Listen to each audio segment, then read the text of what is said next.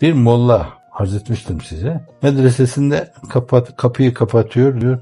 Hep diyor bu hocalarımız, mürşitlerimiz bize dediler. Allah'a tevekkül olursanız rızkınız gelir. Ben kapımı kapadım, Cenab-ı Hak rızkımı versin diyor. İçeride duruyor. Bir iki gün iflahı da kesiliyor. Ayaklarının bağı da çözülüyor.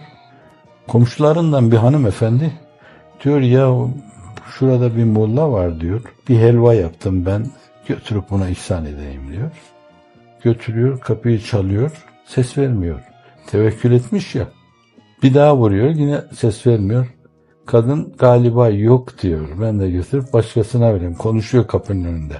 İçeriden ha diyor. Kadın da yemeği kapının önüne koyuyorum diyor. Siz alırsınız onu. Çıkıyor yemeği alırken şu enfes sözü söylüyor. Allah'ım veriyorsun ama öksürtmeden de vermiyorsun.